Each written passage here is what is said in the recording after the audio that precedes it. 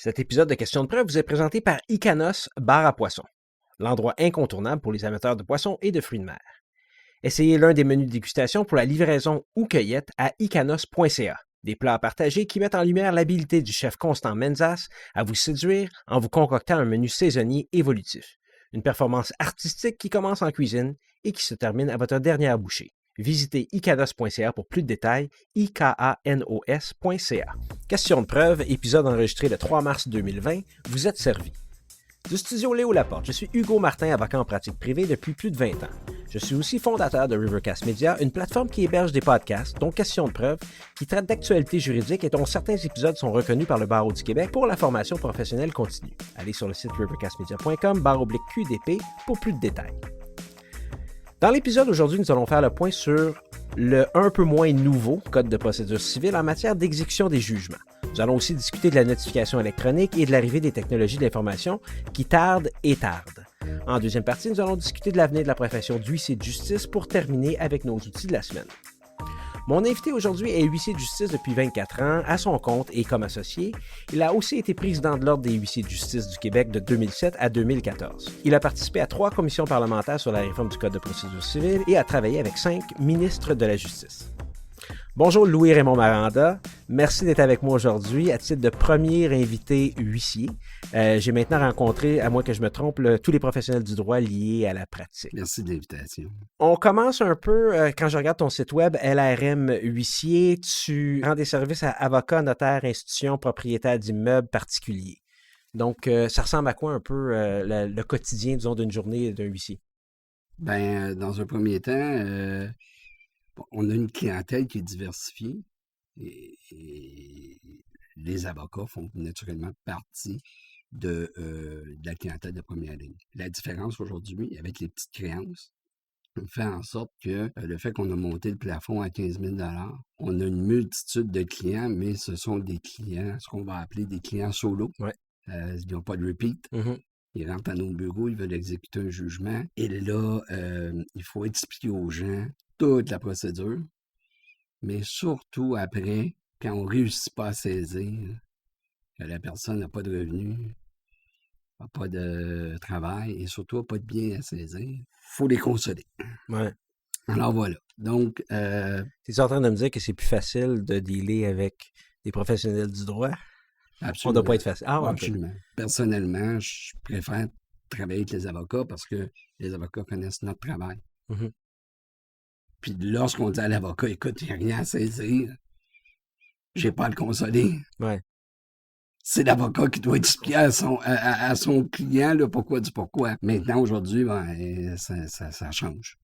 Tout l'aspect, j'imagine, donc de transfert électronique, sécuriser des procédures et tout ça, on fait ça avec les avocats. On ne fait pas ça nécessairement avec un client, comme tu disais, solo, là, quelqu'un qui vient vous voir, ou les rapports de signification en temps réel et tout ça. Est-ce que ça se fait aussi avec les clients solo ou c'est surtout avec les avocats? Bien, ça peut se faire avec un client solo si on a de la signification, puis on doit lui transmettre ses rapports. Notre bureau préconise beaucoup plus l'avenue des échanges technologiques là, que d'imprimer du papier et de l'encre, finalement pour rien. Là. Le transfert électronique, sécuriser des procédures, tu peux-tu nous en parler un peu? Oui, bien, c'est quelque chose qui fait partie du jargon juridique depuis plusieurs années. Mm-hmm. La loi concernant le cadre des technologies de l'information à un moment donné apparue. C'est une loi qui, à mon avis, est toujours méconnue. Tout à fait. On en a parlé d'ailleurs dans un de nos épisodes avec Vincent Gautret, qui est quasiment l'auteur de la loi. Absolument. Et que je connais bien Vincent Gautret. Puis, je me rappelle, pendant que j'étais président de l'Ordre, j'avais fait un colloque qui s'appelait le e-colloque. Mm-hmm. Dans une journée, on a eu 18 conférenciers. Et le but, c'était de démontrer que ce soit au Barreau du Québec, à Cibal Justice, à la Chambre des notaires et surtout au ministère de la Justice, qu'on accusait un retard incroyable. Parce que l'Europe est très développée en matière de technologie, d'échange. Et nous, ben tu le sais, Hugo, ça fait quoi, 25, 26 ans là, qu'on se connaît. Oui, on s'est rencontrés à l'ACDIJ, l'Association québécoise pour le développement de l'informatique juridique. Avec Serge Parisien à l'époque. Serge, il y avait Vincent était là aussi. Oui, puis on débattait à l'époque sur la signature électronique. Et il fallait même aller voir les greffes pour leur dire que nos rapports de signification étaient faits à distance parce qu'à l'époque, mon ancien bureau était précurseur dans ce domaine-là. Et on avait le problème de signature électronique parce qu'à l'époque, la signature électronique, c'était une signature, là, comme on peut le penser avec un crayon, qui était imprimée sur une feuille et c'était un non-sens pour la communauté juridique. Et il fallait aller voir les greffiers pour leur expliquer qu'avec la venue des guichets automatiques, lorsqu'on rentrait notre NIP, c'était une signature. Mm-hmm. Et ce qui a débouché à un moment donné sur le fameux jugement de la Cour d'appel, un policier qui avait émis une contravention avec une signature imprimée. Ouais. Et la Cour avait reconnu que le fait qu'elle était activée par un NIP devenait la signature d'un individu. Si on vient à la loi concernant le cadre des technologies d'information, pour avoir fait quelques conférences là-dessus et avoir déjà été dans un projet avec Dominique Jarre, mm-hmm. C'est une loi qui est méconnue. Et présentement, je vous dirais que beaucoup d'échanges informatisés, de documents, de procédures sont non sécurisés parce que beaucoup d'avocats utilisent n'importe quelle adresse courriel. Alors, c'est pour ça que chez nous, on a mis l'accent sur, avec les réseaux CIR, pour avoir des transmissions qui sont sécurisées. Parce que même si c'est des documents publics, mm-hmm. mais tu retrouves au palais de justice, il faut quand même se déplacer pour aller les consulter. Ouais. Tandis que quand ils ne sont pas sécurisés, bien, ça peut tomber des mains de n'importe qui. Je sors un peu du cadre de notre synopsis, mais donc j'imagine que tu attends avec impatience le jour où tu pourras d'ailleurs envoyer ta preuve de signification directement au palais de justice pour qu'elle soit versée au dossier. Ben, j'attends oui et non, là. Je pense que ça fait longtemps que j'ai lancé la serviette là-dessus. Okay. Je comprends pas. Je comprends juste pas qu'encore au palais de justice, on croule sur le papier. J'ai fait un procès, j'ai été témoin dans une cause, puis c'est un procès de 3 jours avec l'honorable juge Lalonde. Et il y avait 8 cartables de documents. On est au Québec. On n'est pas dans un pays sous-développé. Et même le juge lui-même trouvait que c'était très lourd à pouvoir essayer de travailler avec tout ce papier-là. Alors, est-ce que je le souhaite? Oui, pour le bien-être de tout le monde. Naturellement, à chaque fois que nous, on se déplace à la cour pour produire des documents, il y a des honoraires de reliés à ça. Et il y a du transport? Il y a du transport. Mais que tu fais par véhicule électrique. Oui. Mais là, présentement, je le fais à pied. Mon bureau est juste au côté du palais de justice.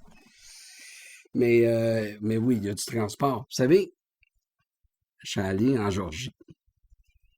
Et la Géorgie, j'allais là en 2013 à peu près. La Géorgie est un pays qui a toujours des difficultés à se relever à cause de l'invasion de la Russie. Mm-hmm. Et à cette époque-là, il y avait de la difficulté à avoir de l'électricité en continu.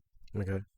Je sais pas où tu t'en vas avec ça. Tous les 2-3 heures, là, il manquait d'électricité. Mais croyez-le ou non, des huissiers de justice là-bas allaient faire une saisie, faisaient leur rapport de saisie sur un iPad et transmettaient électroniquement au défendeur qui était devant lui sa copie et était archivé électroniquement. On parle de la Géorgie.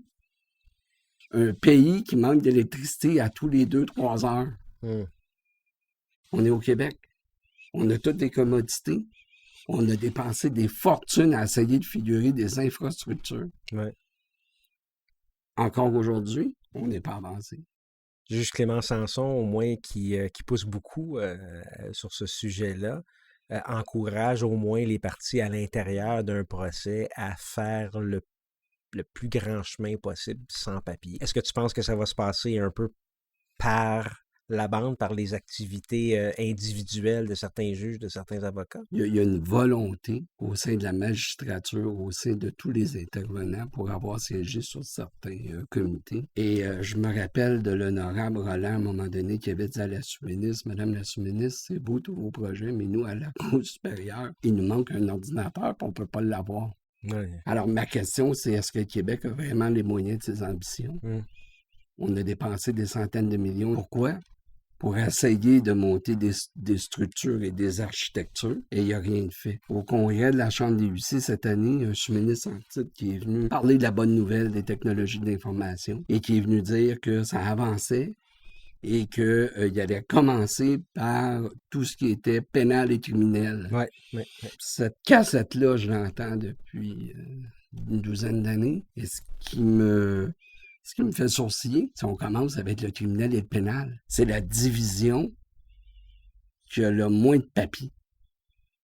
Les procédures, ça se passe en cause civile. Alors pourquoi qu'on ne bâtit pas à la cause civile du Québec et supérieure? Puis après ça, on introduira. Et je le voyais un peu, par exemple, comme pour faciliter la transition, on passe par, disons, Mais le c'est côté pas le même plus facile. volume, c'est pas la même. Ouais. Moi, je serais passé plus par la Cour supérieure, puis par la Cour du Québec, puis après ça, on intégrera le plus facile. Là, si on marche à l'envers, je pense qu'à un moment donné, la machine va bloquer. Un jour, j'avais dit qu'il y avait une compagnie américaine qui développait des logiciels de dépôt électronique. Ouais. Ils ont fait tous les palais de justice, ou en tout cas une partie des palais de justice au Texas. Dans une réunion, j'ai dit, écoutez, il y a des compagnies qui font ça. Pourquoi juste pas acheter des licences? Pourquoi juste pas les intégrer? Ben non, au Québec, on veut faire nos choses à nous. Okay. On veut bâtir nos choses à nous.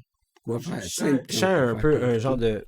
Peut-être frustration, c'est le mauvais mot, Louis-Raymond Maranda, mais parce que les huissiers sont à la fine pointe de la technologie depuis longtemps, avec vos procédures électroniques, avec les electronic filing et tout ça. Oui, puis il faut pas... vous savez, moi, à chaque fois, je parle de signification électronique ou de dépôt électronique. Plus ça va être long, mieux les huissiers vont se porter.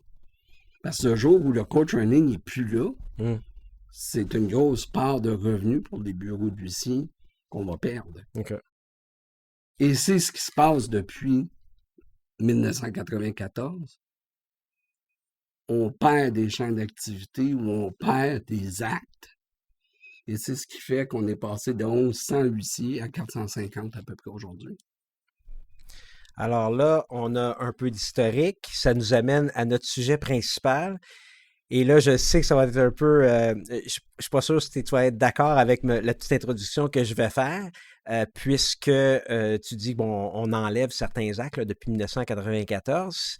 Et notre sujet principal de l'épisode, qu'on peut appeler les pouvoirs, devoirs et responsabilités de l'huissier de justice en matière d'exécution forcée des jugements. Charles Bello a écrit, les huissiers détiennent un quasi-monopole sur l'exécution. Durant toutes les étapes du processus, on parle de saisie de biens, prise de possession des biens faisant l'objet d'un jugement en délaissement, la vente sous contrôle, la distribution du produit de l'exécution, et d'autant plus que durant tout le processus, l'huissier peut s'adresser directement au tribunal pour obtenir des instructions, ce qui était, disons, dans les mains des avocats avant. Je n'ai pas immédiatement tes commentaires, mais c'est de droit nouveau. Les actes nécessaires à l'exécution du jugement sont accomplis exclusivement par l'huissier de justice agissant à titre d'officier de justice sous l'autorité du tribunal 658, qui est lu avec 685 là, du Code de procédure civile, qui énonce les devoirs de l'huissier de justice. Fait que si on se lance, je ne veux pas qu'on parte sur une polémique immédiatement, mais si on se lance immédiatement sur les devoirs de l'huissier de justice en matière d'exécution. Donc, où on s'en va avec ça? Qu'est-ce que tu peux nous expliquer? Écoutez, avant, oui, on avait des instructions qui venaient des avocats. Aujourd'hui, la Cour des petites créances a augmenté à 15 000 $. Alors, on essaie de tant bien que mal pouvoir être le plus indépendant possible. Si je prends l'exemple du shérif. Oui. Oh mon Dieu. Ça donne ton âge? Ben non, c'est juste depuis 2016 que ça n'existe plus, le shérif. Ah, c'est si récent que ça. Ben oui. Okay. Ben oui. Avant, on saisissait une propriété. Chaque district fonctionnait de différentes façons. Le shérif prenait la saisie, il a donné un huissier. Mais on va parler de Montréal, là. Montréal, ce sont les shérifs qui faisaient les ventes. Alors, on avait un jugement, on pouvait saisir une propriété, l'avocat faisait le bref, et c'est le shérif qui exécutait. Je vois très mal un avocat prendre le téléphone, appeler le shérif, puis commencer à donner des instructions au shérif. Ou à lui dire, quand est-ce que tu vas faire ma vente? Maître, c'est dans 8 mois. On y va un dossier à la fois. Alors, il y a des gens qui trouvaient que c'était long. Aujourd'hui, les shérifs ont été enlevés et c'est les huissiers qui vont faire la saisie et la vente d'une propriété. OK. Et là, le code est clair. L'huissier n'agit pas à la demande des parties. Tu reçois, bon, on a l'avis d'exécution, on va en parler un petit peu plus tard, et tu as des instructions, mais tu n'agis pas à la demande des parties. Tu es autonome, tu es responsable de tous les gestes nécessaires à la réalisation des mesures d'exécution et tu peux t'adresser au tribunal, comme on disait tout à l'heure, pour obtenir des instructions. Exactement. Mais de base, tu jouis d'une certaine autonomie. Et tu jouis aussi d'ailleurs d'une genre d'immunité aussi par rapport à tes actes. Ça, c'est une des choses qui est nouvelle, en effet. L'immunité, on le sait, on a tous une assurance professionnelle pour erreur et omission, mais on parle maintenant d'une faute lourde. Mm-hmm. Alors, la faute lourde, quand même, il faut la prouver.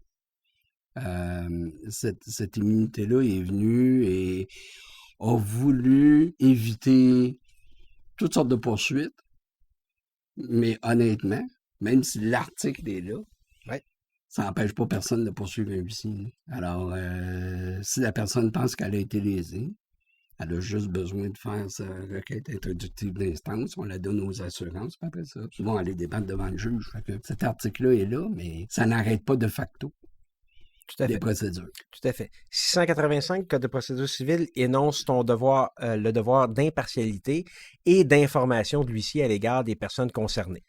Il faut que tu expliques les règles de calcul de la partie saisissante des revenus. Tu dois aussi expliquer autant au saisissant qu'à la partie saisie comment on fait ces calculs-là. Tu dois aussi démontrer le calcul là, par rapport à l'article 698, je pense, du Code de procédure. Donc, tout ça, ça fait partie de tes obligations. Donc, tu dois informer autant le saisissant que le saisi. Oui, bien, c'est pas nouveau, là, ça. OK.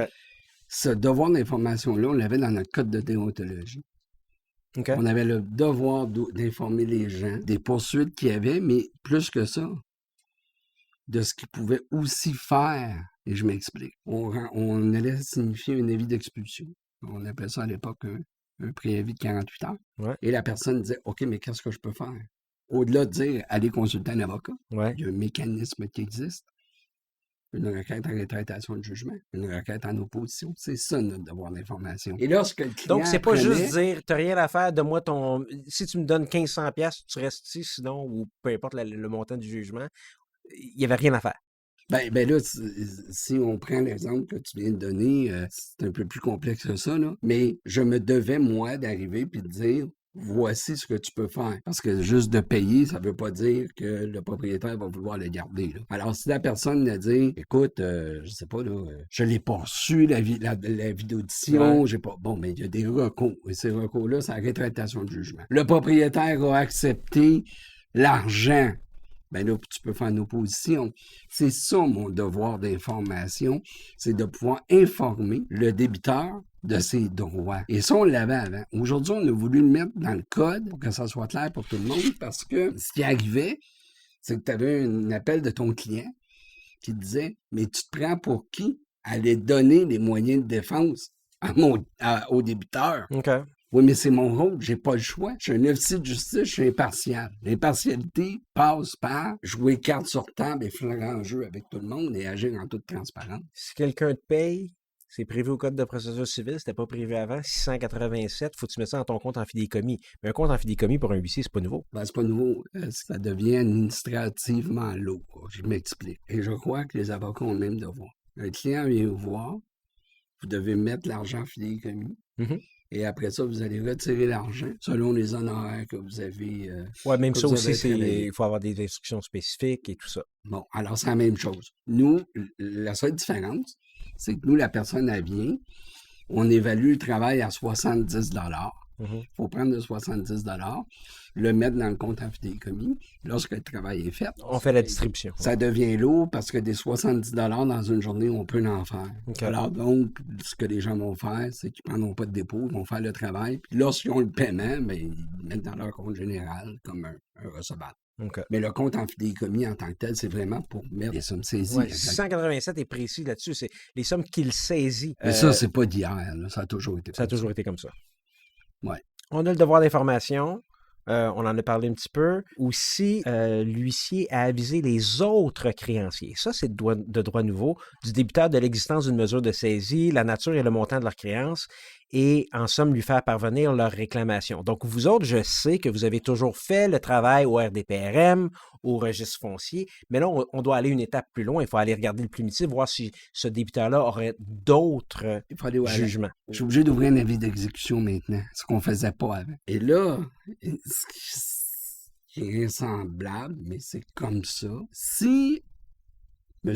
X a 10 saisies, 10 huissiers différents, le premier, c'est lui qui va faire toutes les 10 saisies.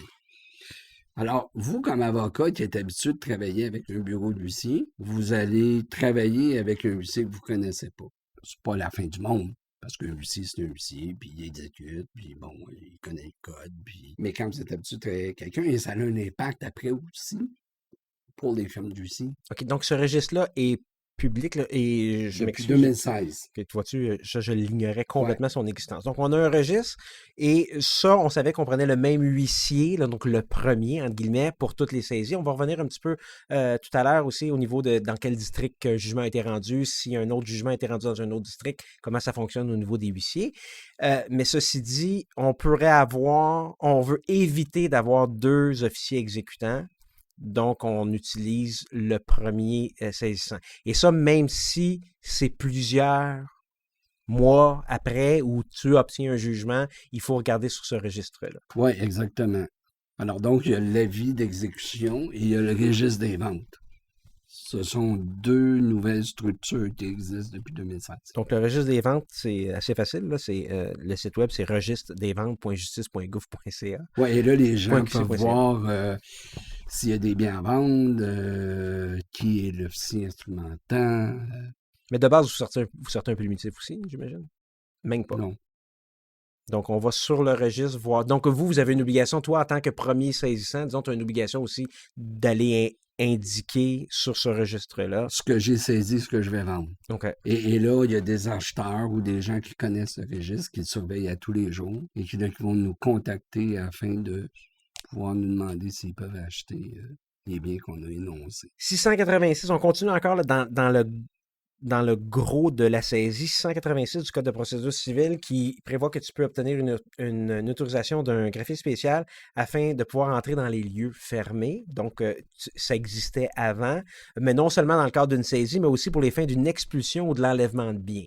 Et tu peux aussi demander une assistance policière sans autorisation judiciaire préalable. Exact. Donc, vous vous présentez directement à titre de huissier. On va commencer par disséquer un petit peu cet article-là. Vas-y. Il y a 2 choses. Il y a l'exécution et l'expulsion. Oui. L'exécution, lorsque j'exécute, je rentre dans le domicile privé d'un individu, soit sa maison ou un logement qu'il a loué. Mm-hmm. Ça me prend une autorisation de la cour. Oui. Donc, pas nécessaire, parce que 686 dit bien l'huissier qui a besoin d'employer la force pour pénétrer dans un lieu. Là, c'est pas de ça qu'on parle. On cogne à la porte, la personne est prête à t'ouvrir, mais tu dois avoir une autorisation quand même. Non. Si la personne est là, je rentre. Parfait. Mais si la personne ne répond pas à mes demandes, si je laisse des avis de passage, à un moment donné, je n'ai pas de collaboration, je vais demander une requête pour ouverture de porte. Okay. Il faut se rappeler qu'on rentre dans un lieu privé. Mm-hmm. L'ouverture de porte est normale. En expulsion, ça, c'est nouveau. Et on a eu un article pour l'ouverture de porte. Après ça, cet article-là a été abrogé, je crois. 582 de l'ancien Code de procédure civile. Si l'officier saisissant ne peut se faire ouvrir les portes. Alors donc, 582 prévoyait une ouverture de porte. Ouais. Et dépendamment des... En présence de 2 témoins. Oui, on avait le déménageur, nous, on avait le serrurier. Okay. Mais ce qu'il faut se rappeler, c'est, j'y crois toujours, une expulsion en matière de location. Vous allez à la régie du logement. Et là, vous arrivez avec un jugement de la régie du logement qui dit on résilie le bail. Si on résilie le bail, la personne qui n'a plus d'affaires là, pourquoi est-ce que j'irais chercher une requête pour ouverture de porte? Au propriétaire de l'immeuble. OK. La régie a décidé qu'il n'y en avait pas. Mais normalement, les jugements de la régie vont quand même prévoir ordonne l'expulsion des occupants. Oui, mais on leur donne. Ouais. Mais là, je tombe dans le code de procédure civile. OK. Et là, aujourd'hui, on me dit qu'il faut que j'aille chercher une requête pour ouverture de porte. Tout ce que ça fait, au fond, c'est créer des délais et créer des frais de plus. On n'en aurait pas besoin parce que à partir du moment où la régie a résilié le bail, on lui donne un préavis, il y a 5 jours pour agir, il quitte ou il s'oppose. À partir du moment où il fait une rétractation de jugement, où il s'oppose, où il va en appel, et que dans l'appel, on a un avis de sursis, on ne l'expulsera pas. Alors, tant qu'à moi, en matière d'expulsion, cette étape-là d'ouverture de porte est inutile. Mais en matière de saisie, je peux comprendre. On est dans le domaine de la résidence privée. En matière d'expulsion, dans le cadre d'une location, la régie a statué, le bail est résilié. On fait juste remettre en possession le propriétaire. On ne devrait pas avoir à aller chercher une requête pour ouverture de porte. Ça crée des délais et ça crée aussi des dépenses de plus pour le propriétaire, qui déjà assume beaucoup. Ouais, plus souvent qu'autrement, il perd son loyer, les gens ne sont pas solvables, on ne peut pas saisir. Et là, on vient d'y mettre une autre dépense. Cette demande-là au tribunal, ça nous donne une excellente transition vers l'article 659, alinéa 1, qui nous parle des demandes incidentes en matière d'exécution. C'est des demandes en cours d'instance, selon l'article 10, et ces demandes sont présentées sans formalité par une personne qui serait admissible à présenter une matière de recouvrement. Donc, tu peux toi-même y aller comme si on était en présentation d'une requête normale à la cour. Est-ce que ça t'arrive, toi, d'aller devant le tribunal? Ça m'est déjà arrivé d'aller devant le tribunal, mais en matière de vente sous contrôle de justice. Bien, il y a une distinction à faire en vente sous contrôle de justice parce que versus la vente forcée suivant une saisie-exécution. Oui, et je n'ai jamais compris pourquoi que 2791 à 2794 du Code de procédure civile. Le ministère de la Justice est allé mettre 2 articles dans un qui peut porter à confusion. Ça porte à confusion parce que vous, là je sais que tu n'aimes pas le mot monopole, mais vous n'avez pas le monopole sur les ventes sous contrôle de justice résultant d'une créance hypothécaire. Et à mon humble avis, et c'est ce que j'ai tenté de démontrer au ministère de la Justice dans le cadre de la réforme et des commissions parlementaires, ça fait partie de notre ADN, ça. Je saisis des meubles, je vends des meubles.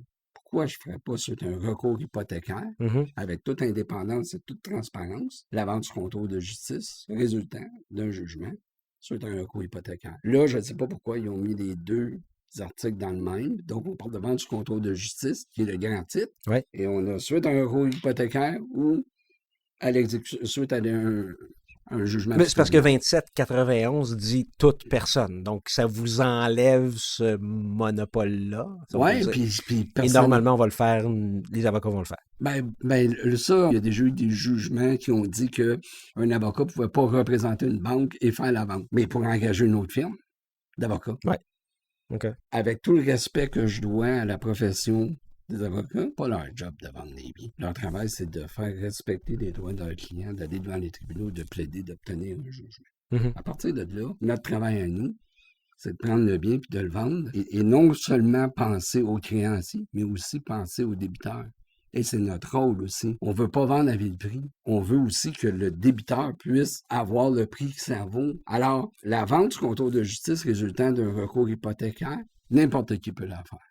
Et ça, je trouve ça dangereux. Nous, on a des obligations professionnelles.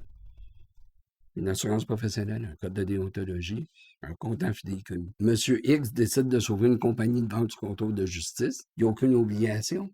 Il peut faire n'importe quoi. Fait je trouve personnellement qu'on n'est pas pris la bonne décision. Puis ça, n'importe qui va voir les bandes vidéo des commissions parlementaires à cette époque-là, c'est au-delà du barreau, là, mais c'est surtout les syndics de faillite. Les syndics de faillite auraient voulu avoir ce monopole-là. Okay. Mais nous, ça fait partie de notre ADN. Tu ne paies pas, on essaie de régler le dossier. Si on ne peut pas le régler, on va forcer. Puis après ça, on va vendre. Okay. Mais on va vendre aussi de façon transparente. Puis on va protéger le débiteur autant qu'on va protéger le créancier. Que ce soit suite à une saisie, exécution, ou que ce soit suite à une vente sous contrôle. Tant qu'à ça, qu'on enlève le monopole des exécutions aussi, puis qu'on laisse les encanteurs faire des saisies puis des ventes. Okay. C'est là, à un moment donné, où on se ramasse avec un code de procédure civile un peu à 2 vitesses. Mhm. On oblige que toutes les créances en haut de 15 000 et plus soient signifiées par l'huissier. Tout ce qui est petites créances va être signifié par la poste. Ouais. Tout ce qui va être 15 000 et plus va passer pour une saisie de salaire ou de compte de banque par un huissier. Et tout ce qui va être 15 000 et moins, le code le dit, ça peut être un huissier ou le particulier. Donc, le demandeur qui obtient le jugement va au greffe, se fait aider par le greffier, il va gérer la saisie du compte de banque ou de salaire. Il y a un manque d'impartialité dans quelque part. Hein. Et c'est là, aujourd'hui, je me demande c'est quoi finalement notre rôle. OK. Votre rôle, c'est de se faire donner des instructions par un avocat dans le cadre d'un avis d'exécution, l'ancien fameux bref d'exécution. Vous préparez l'avis d'exécution conformément au modèle établi. C'est un Ça, modèle c'est qui est nouveau, fourni. ça. C'est Avant, on nouveau. ne le faisait pas. Donc, identification du jugement exécuté, la date, le nom, coordonnées du créancier, du débiteur et de l'huissier, le montant de la créance et la nature des mesures d'exécution à prendre. Et tu vas recevoir des instructions d'un avocat avant de préparer cet avis-là. Je pense qu'au niveau des instructions, vous avez des formulaires aussi, vous envoyez ça à vos C'est clients. des formulaires du gouvernement. C'est OK. le ministère de la Justice qui a monté les formulaires, mais j'aimerais spécifier une chose. Vas-y. À l'époque, à l'ancien code, on pouvait faire le bref d'exécution. Il y a des avocats qui avaient contesté le fait qu'on faisait des brefs d'exécution et il y avait un jugement qui avait été rendu, là, je ne me rappelle pas par quel juge, mais qui avait dit que c'était chose jugée.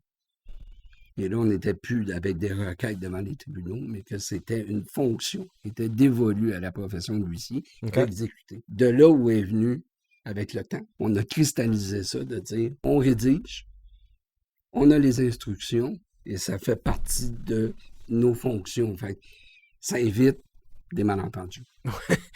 Oui, ça évite des malentendus. Je vois ton sourire. L'avis d'exécution, on le dépose au greffe. Et là, encore une fois, on s'en va dans les distinctions du nouveau code. Tu signifies au débiteur et tu notifies au créancier. Ouais. Dans les faits, c'est la même chose. Ouais, les instructions viennent du créancier, mais là, c'est comme pour l'aviser de ce qu'il en est. Mais je peux le notifier, donc ça vient de minimiser les coûts. On en a parlé tout à l'heure. Tu avises le débiteur, le saisi, qui peut s'opposer à la saisie. Ouais. 736, tu peux demander, tu l'avises aussi qu'il peut demander l'annulation de la saisie, 760. Oui. Et la signification de l'avis d'exécution Ouais. interrompt la prescription. Oui. 2892 alinéa 2 du Code civil du Québec. Et un seul avis d'exécution suffit à l'égard d'un ou plusieurs biens. Oui. La seule chose qu'on doit vérifier, puis là on revient un petit peu en arrière, c'est y a-t-il eu d'autres jugements? Dans quel autre district? Y a-t-il d'autres biens qui sont affectés? Exactement. Dans les faits, au niveau des districts et tout ça, l'huissier qui est le plus apte, donc si on a un bien, parce qu'il y a une distinction à faire, là, j'ai dit tout à l'heure qu'on était pour revenir là-dessus, si on a un bien qui est à Montréal, mais le premier huissier exécutant était à Gatineau, Ça va être Gatineau. ça va être Gatineau, mais il pourrait demander un huissier ici pour venir exécuter pour que ça coûte moins cher. Oui, ça va être le bureau, mais il pourrait, oui, en effet, là, ça pourrait être une Donc, façon de faire. s'il y a deux jugements, deux immeubles à saisir dans deux districts différents, on pourrait s'adresser au tribunal dans le district des deux immeubles, celui où est physiquement l'huissier. Donc, quand tu disais que c'est l'huissier de Gatineau peut demander ses instructions à Gatineau, même pour un immeuble à Montréal. Oui, mais là, on parle d'immeuble. Ou d'un bien à Montréal. Oui, parce que là, si on parle d'immeuble, là, ma question, ça va être on est en exécution ou si on est en part du contrôle de justice. On va rester en exécution. Je m'excuse, tu fais bien de faire la distinction, mais tu vois, et d'ailleurs, cher collègue là, qui est auditeur, c'est des distinctions qui sont importantes à faire. Et normalement, j'imagine que l'huissier va dire, c'est-tu la première question que tu poses? Es-tu en train d'exécuter un jugement ou tu es en train de faire une vente du contrôle? Voilà. Parce que la vente du contrôle, c'est le titre général. Après ça, on a l'exception qui est la vente du contrôle résultant d'une créance hypothécaire. Alors, si on parle de la question... Donc, on s'en va dans biens meubles. Ouais. On a deux jugements, des biens meubles à saisir dans deux districts. Ouais. L'huissier de Gatineau, dans l'exemple que je donnais, peut s'adresser à Gatineau, dans le district de Hull, pour obtenir des instructions, même si c'est pour un jugement à Montréal, même si les biens sont situés à Montréal. Parce que c'est le premier officier saisissant. Le premier officier saisissant, c'est lui qui va contrôler le dossier. De son district. De son district. Okay. D'ailleurs, j'en ai eu un jugement qui est sorti dans la région de la Belle. On me l'a transféré, mon client me l'a transféré, mais je ne voulais pas, moi, gérer le dossier de la Belle. Fait que je l'ai transféré directement au huissier là-bas, quand mon humble avis était la façon de faire. Maintenant, si jamais il y avait d'autres jugement qui découlait de certaines poursuites contre ce débiteur-là, ben là, c'est l'huissier de label qui gère la suite des procédures. Un avis d'exécution peut être modifié Oui. s'il y a des nouveaux biens, des nouveaux revenus à saisir ou permettre à d'autres créanciers de se joindre à la procédure déjà émise. Ouais. S'il y a plusieurs créanciers qui vont exécuter les jugements, c'est comment qu'on fait pour procéder à la collocation? Le même avis d'exécution peut valoir à la fois pour exécuter un premier jugement rendu par la Cour du Québec, ainsi qu'un jugement subséquent rendu par, disons, la Cour supérieure contre la même personne. Oui.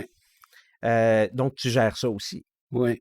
Ça devient complexe. En matière d'exécution, c'est les règles générales en matière de notification qui s'appliquent, 109 à 140. Donc, tout savoir, bon, quand on notifie, est-ce que la personne est là? Il faut identifier, savoir si on est à la bonne adresse, si on est au bon endroit, laisser des avis de visite. Oui. Moi, j'aimerais quand même dire qu'on a compliqué les choses. Premièrement. Et deuxièmement, j'aimerais aussi dire, puis aviser aussi les auditeurs, parce que c'est quand même important, ceux qui présentent surtout les institutions financières. Chaque fois qu'on ouvre un AVEX, un avis d'exécution, on débourse, et surtout au registre des ventes. Il en coûte, si ma mémoire est bonne, là, 750 $ plus taxes à chaque dossier qu'on ouvre. Okay. Et le gouvernement a pris le modèle de un avis dans le journal, ça coûtait 750 $. Fait que si ça coûtait 750 $ pour mettre dans le journal, ben nous, on va charger 750 $. La différence, c'est qu'avant, on publiait dans le journal seulement s'il y avait un appel d'offres ou une vente aux enchères. 98% des dossiers étaient vendus de gré à gré par un agent d'immeuble. Aujourd'hui, ce nouveau segment-là vient de garnir les coffres de l'État de beaucoup. Alors, il ne faut pas perdre de vue qu'à chaque fois qu'on ouvre un dossier, il y a un déboursé et si jamais il y a un changement, il va falloir redébourser. Par exemple, la personne nommée. Une firme X est nommée. En cours de route, il arrive quelque chose, soit la firme ferme ou l'huissier qui a été nommé change de firme. C'est une requête pour modification. Okay.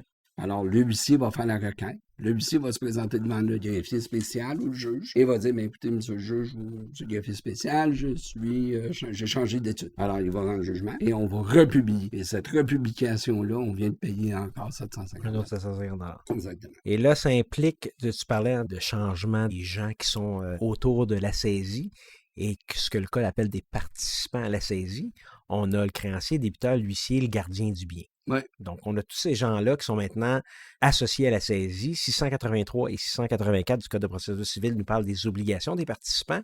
Et à partir de la signification de l'avis d'exécution, il y a une obligation d'agir de bonne foi, de collaborer au processus et s'abstenir de lui nuire. Ouais. Et vous êtes, on a parlé d'immunité tout à l'heure, mais vous êtes quand même sujet à l'article 51 au niveau en matière d'abus de procédure et vous pourriez être condamné à payer des frais de justice ou quoi que ce soit si jamais vous êtes pas impartial ou vous faites des gestes qui seront nuisibles à la procédure, malgré que ça doit venir plutôt des parties, du créancier ou du débiteur. Tu signifies ton avis d'exécution, le débiteur doit te fournir, un petit peu comme on fait en matière de faillite, doit te fournir ses renseignements personnels ainsi qu'une liste de créanciers susceptibles de participer au processus d'exécution ou détenant certains droits sur les biens saisis. Donc, non seulement tu fais une recherche toi-même sur les registres, mais en plus de ça, le débiteur doit fournir la liste des créanciers potentiels. Les gens le font? Oui, bien, dans un premier temps, la demande d'identification, ça nous prend sa date de naissance pour l'identifier, pour ne pas se tromper de personne.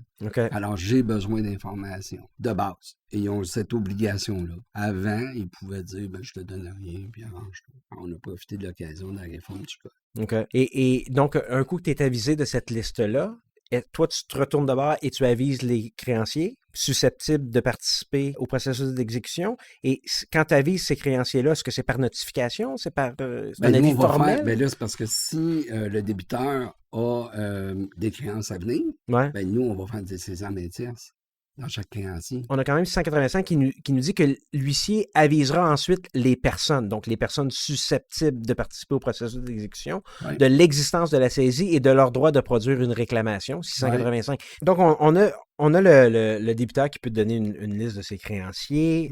On a ensuite de ça le fait que tu as le droit de t'adresser au tribunal pour faire des demandes incidentes.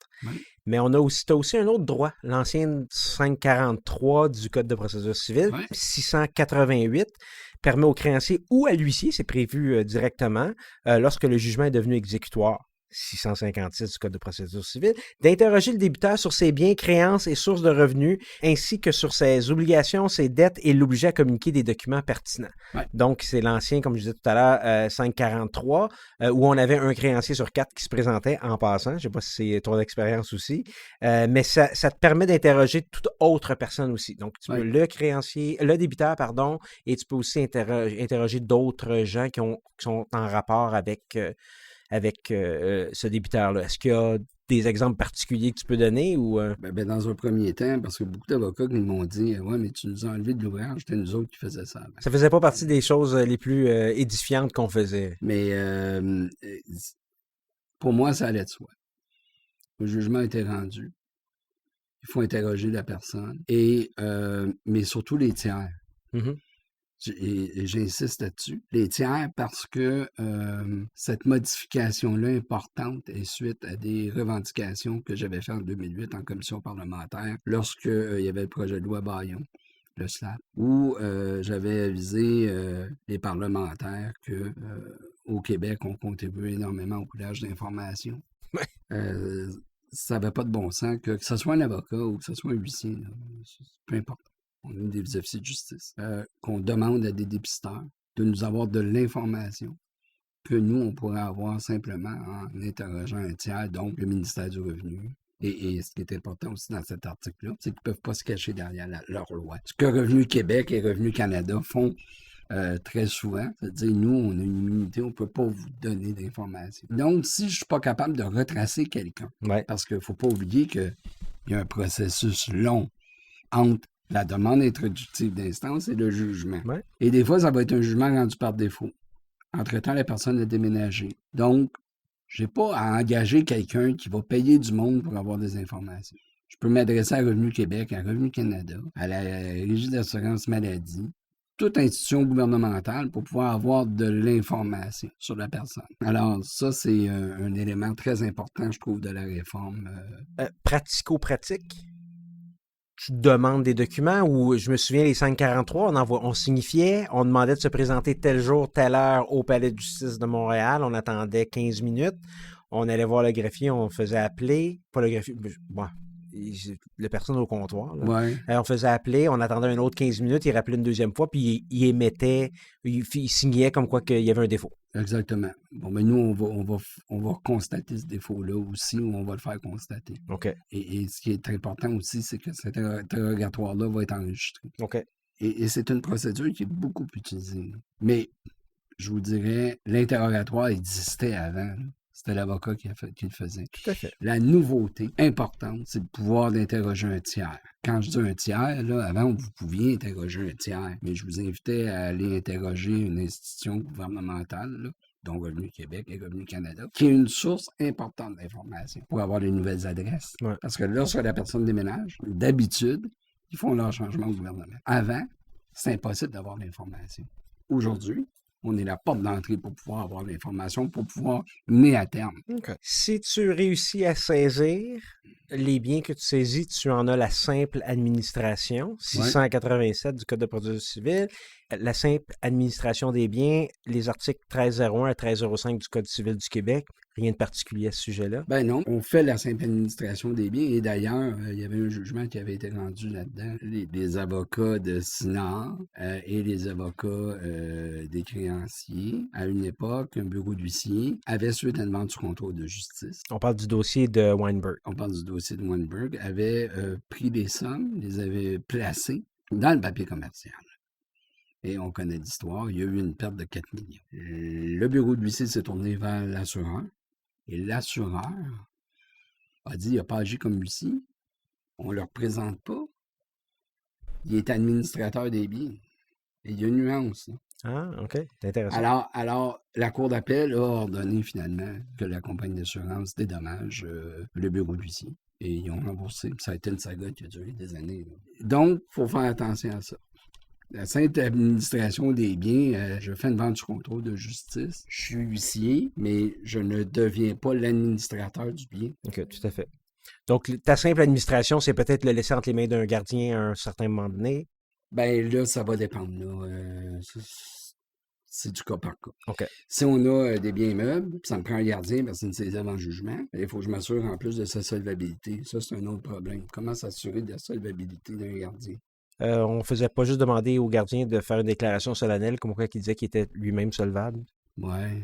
Puis en bout de ligne, s'il y a un problème, c'est qui est dans le trouble? C'est l'huissier. OK. Alors, ça, c'est une autre chose. Comment fait-on pour examiner la solvabilité d'une personne? Est-ce qu'un huissier est la personne apte à faire ça? La réponse est non. C'est pas à moi à évaluer si la personne est solvable ou pas. Et je vais vous amener ailleurs. Equifax. Si je veux avoir le bureau de crédit de quelqu'un, je peux pas l'avoir. Puis si je veux devenir client chez Equifax, ils te refusent parce qu'ils disent que c'est un compétiteur.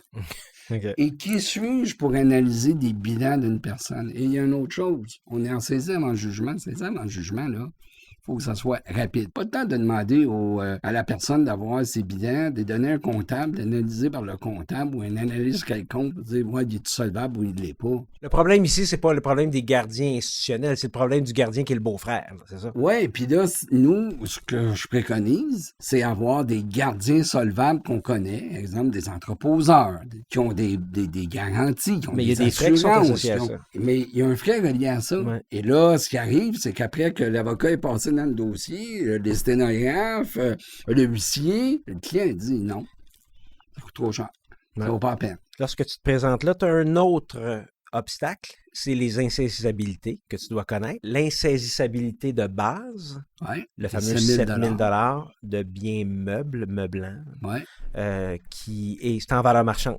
Ben oui.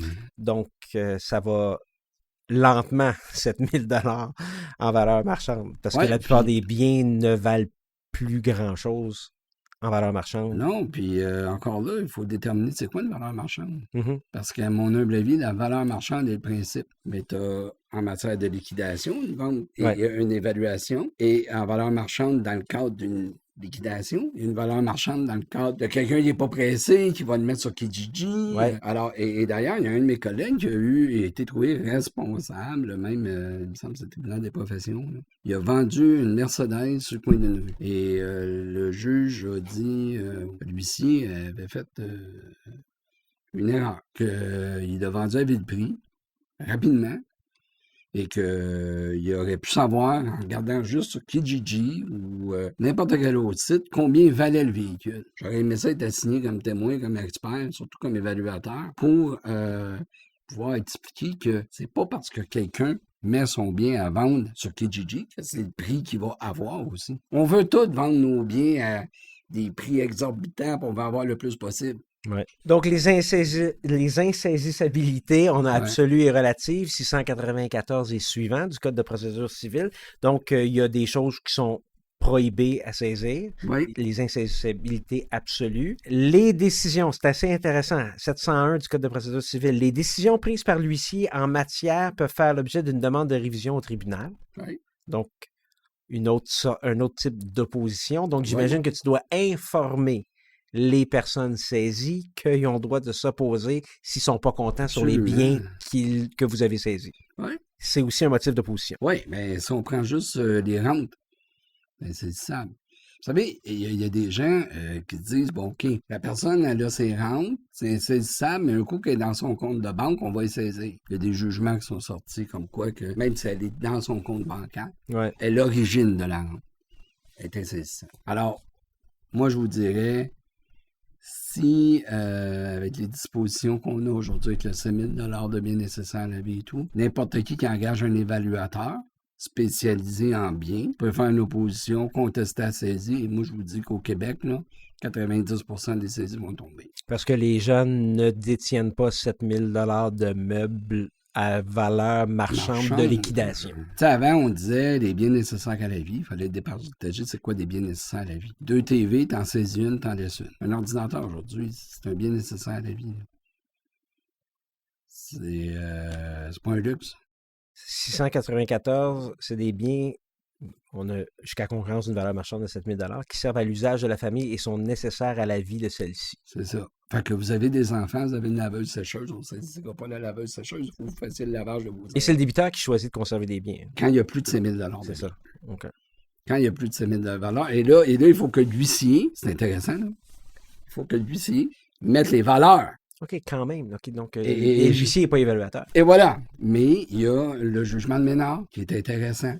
Le jugement de Ménard, c'est une personne qui s'opposait à la saisie. Il disait que l'huissier n'avait pas respecté le 6 000 à l'époque, c'était 6 000 d'exemption. Mhm. Et le juge avait dit, je me fie aux 20 années d'expérience de ce huissier-là. C'était Jean-Paul Gaumont, à l'époque, un célèbre huissier de Cowansville, pour rétablir la valeur. Et cette journée-là, j'ai compris que n'importe quel nouveau huissier qui n'avait pas eu de formation en évaluation pouvait faire perdre une cause. Et de là où je trouvais important qu'on puisse former des huissiers à titre d'évaluateur. Mais il semble que mon message s'est pas rendu. Avant de prendre la pause et de s'en aller à notre deuxième section sur l'avenir de la profession et nos outils de la semaine, as-tu quelques exemples à nous donner pour mettre un peu une couleur aux articles qu'on vient de discuter pour que les avocats et les notaires, les juristes qui nous écoutent soient capables de faire un lien entre la pratique, ce qui se fait dans la vie et le code de procédure civile? Ouais, il y en a plein d'histoires. Qu'elles soient drôles ou tristes, ça arrive plus en matière d'expulsion. OK. Parce qu'en matière de saisie, on se présente, on fait la saisie, il y a une liste de biens, il y a un délai, il y a plein de trucs qui se font. Mais j'ai un de mes collègues une journée qui est allé faire une saisie et le débiteur a regardé l'huissier puis il a dit « Tu veux saisir la TV? » Mais tu ne la saisiras pas. Il l'a pris puis il l'a jeté par le balcon. OK. C'est une façon de se soustraire aux exactement. Si on était aux États-Unis, là, il serait fait arrêter pour méfait, entrave à la justice et tout. Ici, pas le genre de truc qu'on va voir. Mais aux États-Unis aussi, les saisies sont, dans plusieurs États, souvent juste automatiques. Tu ne payes pas ton auto, il y a quelqu'un qui se pointe en plein milieu de la nuit puis qui ramasse ton auto. Oui, mais ça, on a entre guillemets ça au Québec, là, mais nous, il y a une étape qui se fait au Québec, je vais dire le Québec, parce que le reste du Canada n'est pas comme ça. OK. L'avis de déchéance de bénéfice du terme. L'avis de 30 jours. Par la loi de la protection consommateur, tu es obligé de donner cet avis-là. Maintenant, j'ai découvert qu'il y a des compagnies qui donnent des deuxièmes et des troisièmes chances au crédit pour des véhicules qui font signer, lors du financement, la remise volontaire du véhicule. Alors, la personne qui ne paie pas se fait ramasser son véhicule le lendemain. Ça contrevient. Quelqu'un qui nous écoute puis qui ça lui arrive. Ça, c'est incroyable. Mais les gens, malheureusement, ceux qui vont... T'es en deuxième ou troisième chance, tu as besoin de ton véhicule. C'est 15-20% d'intérêt. Donc, il y a toujours, vous savez, il y a toujours quelqu'un à un moment donné qui va arriver avec une super idée, là, puis là, lui, pour être sûr qu'il n'a pas à courir après, il fait signer immédiatement. Les gens veulent un véhicule, alors ils le font. Alors, donc, mais aux États-Unis, c'est des marshals qui vont faire des saisies. Vous avez des process servers qui vont signifier les documents. Mm-hmm. Et vous allez avoir ce qu'il y a le shérif ou le marshal, ça dépend des États, qui vont faire des saisies ou qui vont faire des expulsions. Okay. Et c'est assez rapide. C'est loin d'être comme au Québec. Pour revenir à la question, vas-y. En matière d'expulsion, on a plein d'histoires cocasses. Un jour, j'avais procédé à une expulsion. Vous savez, on donne toujours un préavis avant. Et cette journée-là, je me présente. On cogne, ça répond pas. J'ai le serrurier pour pouvoir ouvrir les portes. Il ouvre la serrure et on n'est pas capable de rentrer. Et j'entendais quelqu'un marcher à l'intérieur. Et finalement, on a été obligé de défoncer la porte parce que l'individu à l'intérieur avait vissé la porte à tous les pouces. Oh mon Dieu. Et il était à l'intérieur avec son chien. Et finalement, il a fallu qu'on le sorte. Puis, mais le fait cocasse, c'était plus ça, qui avait vissé la porte. Puis un autre qui n'avait pas voulu qu'on procède à l'expulsion, il avait tout vissé dans l'appartement. Ça a pris plus de temps d'évisser que de vider l'appartement. Et sans vous dire les dommages que ça a fait au plancher de bois franc du propriétaire. Oui, c'est clair. Le gars, il avait vissé le divan. Juste, les chaises. On parle de combien de dettes dans ces cas-là? 3 mois de loyer, 4 mois de loyer. Il y a des propriétaires qui, malheureusement, font preuve d'une grande générosité. Je peux utiliser le terme, se font endormir. Là, puis des fois, ils vont se ramasser avec des dettes de 6, 7, 8 mois de loyer. En plus des frais d'huissier, en plus des frais d'expulsion. L'été passé, j'en ai fait une expulsion et je savais que la jeune demoiselle avait des problèmes psychologiques. C'est une jeune dame de 20 ans. J'ai signifié le préavis, j'ai informé sa mère. Et quand je suis arrivé, j'étais avec les déménageurs, puis sa chambre était noire. Non, la peinture était foncée, il n'y avait pas, les stores étaient fermés et tout. Mm-hmm. Et la personne, je ne pouvais pas la voir dans le noir. Et à un moment donné, je l'ai vu se déplacer sur le lit, mais juste avec la lueur de la lumière extérieure, J'ai vu une lame se lever et elle avait un sabre. On a été capable de sortir tout de suite. Ça a pris 8 heures de sortir de sa maison avec l'équipe d'intervention. OK, c'est des histoires quand même assez tristes. Ce que je trouve déplorable dans l'histoire, c'est qu'elle avait déjà été internée en cure, fermée, puis après 4 jours d'évaluation, on l'a laissé sortir. Là, on est complètement ailleurs. Mais c'est notre réalité. Là. Je peux vous raconter des histoires drôles, je peux vous raconter des histoires très tristes. Mais Louis-Raymond Maranda, es-tu en train de me dire qu'il devrait avoir peut-être un lien entre le système de justice et le système de santé? Ben, notre rôle, c'est quand on voit une problématique, c'est de pouvoir la signaler. OK. Tu sais, on ne se lève pas un matin et dire « moi, je veux être huissier ». Être huissier, c'est une vocation. Passer 12 heures dans ton auto, là, à te promener, à aller saisir le monde, les évincer, leur rapporter des mauvaises nouvelles, là, quotidiennement. Alors, quand on voit des choses comme ça, soit de maladie mentale, j'ai une dame de 60 ans qui a pris sa retraite, elle travaille pour un avocat, elle a dilapidé tout son fonds de pension dans les machines à paupières. Quand est venu le temps de l'expulsion, elle était malade, devait l'expulser. J'ai fait la démarche auprès du CLSC. Le CLSC m'a référé à d'autres places. Finalement, on l'a amené à l'Armée du Salut pour femmes dans l'ouest de l'île. C'est moi qui l'ai mis dans mon véhicule. Il y a une responsabilité à travers tout ça. Okay. On était en plein mois de février. Je ne pouvais pas la laisser comme ça. Alors, il y a toujours ce petit plus-là qu'on va faire. Naturellement, c'est indépendant de chacun. Il y en a d'autres que peut-être qu'eux, ils l'auraient expulsé. Mais on prône plus pour... Il y a une mission à travers ça. Là. Tout à fait. C'est une vocation, être huissier. Tu sais, là, souvent, là, je me fais demander, tu fais quoi dans la vie? Quand je dis huissier, là, vous devez voir la face des gens. Ah, OK. Au niveau profession, c'est un peu méconnu. C'est très méconnu. C'est très méconnu, mais on a le sentiment du devoir accompli le jour où on n'a pas dépossédé la personne de ses biens et qu'on a réussi à régler le dossier. Ah, bravo. C'est tout à ton honneur.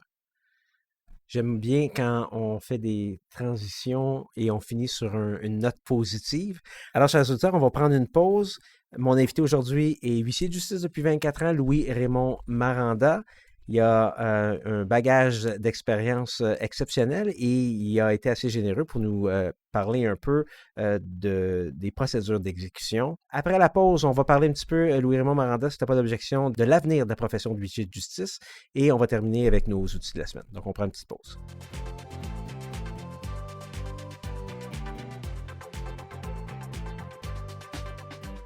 La présentation de cet épisode de Questions de preuve est rendue possible grâce au soutien du restaurant Icanos, qui offre la livraison et la cueillette de ses excellents repas dans un concept innovateur de boîte repas. Allez dans la section boîte des fêtes du site icanos.ca pour profiter des boîtes repas pour tous les goûts en format 2 personnes. Le menu à la carte est aussi disponible, que ce soit pour les classiques du Icanos ou pour son menu Café Taverna, un pop-up sous forme de cuisine fantôme offrant des classiques revisités de la cuisine traditionnelle grecque, tels que le pita souvlaki, le spanakopita et l'épaule d'agneau rôti à basse température. Sinon, essayez Yuno Sushi, une exclusivité du chef Constant Menzas, Sashimi et Nigiri, Kunkans, Osomaki, Futomaki, tous revus afin de leur donner une saveur méditerranéenne. Encouragez un restaurant d'ici, commandez pour la livraison ou la cueillette au restaurant Icanos à icanos.ca, ikanos.ca.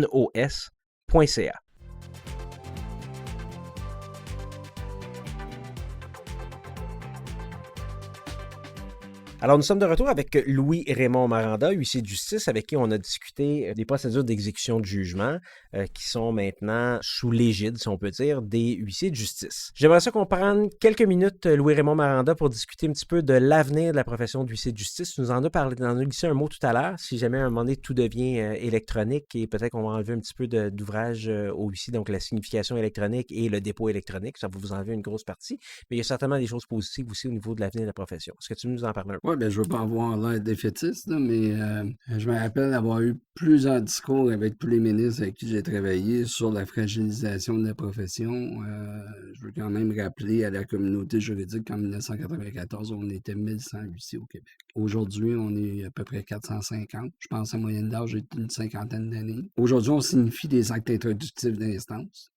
Je veux juste rappeler que tout ce qui est petite créance de 0 à 15 000, on ne le signifie pas. Les avocats ne l'ont pas, à moins que ce soit des compagnies avec 5 employés et plus. Et on a 9 autres procédures ou 8 autres procédures là, qui sont répertoriées dans le code. Le reste, c'est de la notification. Et la loi concernant le cadre des technologies dit que ce qui peut être envoyé par courrier recommandé peut être notifié et il y a des conditions à ça. Mhm. Si on prend tous les compagnies de gestion pour les parcs immobiliers, les KG, Caprite et tout de ce monde, qui font signifier beaucoup de procédures de la Régie du logement, des avis d'augmentation de loyer, faisaient juste amender leur baux en disant que la personne accepte de recevoir par courriel toute documentation, ben voilà, on vient de tuer un autre élément de la profession. Okay. Alors, si aujourd'hui on me demande, j'ai 55 ans, j'ai réouvert un bureau, comment je vois l'avenir de la profession, ben je vous dirais pas d'un bon œil. Okay. Et c'est vraiment pas défaitiste, là, ce que je vous dis. Là, aujourd'hui, là, je suis quand même capable de voir ce qu'on avait avant, même si on me parle de monopole. Aujourd'hui, on dit on ne pas dans l'exécution. Tu sais, puis on prône sur la résolution de conflits, Ouais. la médiation. C'est une des raisons pour lesquelles je suis devenu des médiateurs, parce que c'est sûr, si on peut régler un dossier avant d'aller devant les tribunaux à titre de citoyen, je suis d'accord avec ça. Mais des litiges, il va toujours en avoir, Louis-Raymond Maranda. Il va toujours avoir des jugements exécutés. Oui, mais il faut être capable de les exécuter. Et honnêtement, comme je vous le disais tantôt, on n'est pas outillé pour bien exécuter des jugements. Alors, ce qu'on dit finalement aux citoyens, c'est embarquer dans un processus judiciaire qui va prendre du temps, qui va être stressant. En bout de ligne, nous allons avoir un jugement. Puis si on n'est pas capable d'arriver à une entente avec le débiteur, ben, comme on disait tantôt, avec toutes les exceptions du Code de procédure civile, ça devient des jugements qui ne sont pas exécutables. Donc, il faut vraiment qu'une personne travaille pour qu'on puisse saisir son salaire. Et administrativement, maintenant, la saisie de salaire, c'est très lourd. Rappelons-nous qu'avant, c'était le gouvernement qui faisait ça. Oui. Ils ont transféré ça au bureau de l'huissier. Alors, j'ai plus de charges administratives pour pouvoir gérer les saisies de salaire et plus de charges administratives que les huissiers qui sont sur la route. Alors, il y a plus de travail à l'interne qu'il y a du travail à l'extérieur. Est-ce que la solution, c'est d'augmenter les tarifs? Écoutez, si on se compare avec les process servers qui sont en Ontario, là, Ouais. qui chargent des sommes phénoménales, sans avoir de formation, sans avoir d'organisation professionnelle. Ah, mais ils ont quand même ils ont 18 ans. Donc, ouais, ils sont majeurs. C'est ça. Ils sont majeurs. Avec ils ont le critère le plus important nécessaire à être un process server en Ontario. D'avoir 18 ans. Et à l'époque, quand j'étais président de l'Ordre, on avait fait faire une étude par Raymond Chabot pour justement parler au gouvernement au niveau du tarif. Et ce qui en était ressorti, c'est que 80% des revenus des bureaux d'huissier, c'était la signification. Fait que la signification finance l'exécution. Si on n'a plus de signification, on va perdre des huissiers. Là. Je pense qu'on le veuille ou non, à un moment donné, je pense qu'il va falloir avoir une étatisation de la profession. Et dans les années 94, avant, c'était au ministère de la Justice qu'on gérait la profession. Ça coûtait 500 000 par année. Ils ont voulu sortir ça du ministère. C'est pour ça qu'on est devenu un ordre professionnel en 96. On a enlevé le shérif et je crois fondamentalement, puis ça ne fera pas l'affaire des propriétaires d'études et surtout des gros propriétaires d'études, des propriétaires de grosses études d'huissier. Mais si on veut s'assurer qu'il y a une exécution de jugement au Québec, je pense que le gouvernement n'aura pas le choix de penser à une étatisation de la profession. Ça, c'est mieux que tu peux me donner pour se quitter sur une note positive. Merci Louis-Raymond Maranda. C'est important d'avoir ces discussions-là de toute façon et de commencer à avoir cette discussion ouverte-là, autant avec tous les intervenants du domaine de la justice et évidemment le ministère. Donc, j'imagine que c'est quelque chose que l'Ordre va vouloir lancer, mettre de l'avant un jour. Mais je le remercie quand même, Maître Martin, de m'avoir donné la possibilité de pouvoir. C'est bon de donner le micro à quelqu'un. Dernière section, si on peut dire, du podcast aujourd'hui. Louis-Raymond Maranda, à tous les épisodes, je demande à mon invité un outil, un item, une application, un ouvrage, n'importe quoi, qui est incontournable dans votre vie professionnelle. Pour Louis-Raymond Maranda, qu'est-ce qui est nécessaire dans ta pratique? À part d'avoir mon code de procédure civile, là, c'est mon chien. C'est ton compagnon? C'est mon compagnon. C'est ma compagne. C'est ma compagne de vie. Et elle travaille avec moi. Okay. Là, partez pas avec l'idée que je me pointe à la porte de quelqu'un pour faire une saisie avec ma chienne. C'est pas ça. Là. On est rendu en intimidation. Mais je passe mes journées dans mon véhicule. C'est des longues journées. c'est stressant. Et c'est le meilleur copilote que je peux avoir. Elle est C'est très génial. touchant de dire ça Il aussi. pèse. Non, mais c'est ça. Je suis un dog lover. Pour ceux qui sont sur mon Facebook, ils vont voir là, à quel point la relation que j'ai avec. Mais elle se promène avec moi à longueur de journée. Elle fait de la route. On aura tout entendu. On a eu tous les outils des professionnels qu'on peut imaginer. On entend de tout. Et aujourd'hui, Louis-Raymond Maranda nous parle de son animal de compagnie. Et je vais t'envoyer une photo de Léa devant le palais de justice. Bon, ben parfait. On va Parce qu'elle prendre est à soin. mon bureau aussi quand elle n'est pas dans l'auto.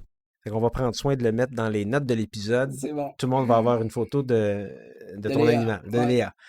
Alors moi, de mon côté, aujourd'hui, à titre d'outil du praticien, j'aimerais ça parler du projet pilote conciliation et audition sommaire de la Cour supérieure du Québec, Division de Québec. Donc, depuis le 1er septembre 2019, les avocats de la Division de Québec peuvent s'adresser à la Cour supérieure afin de demander la tenue d'une conciliation et audition sommaire. Donc, ça s'inscrit encore une fois dans les modes alternatifs de résolution de conflits.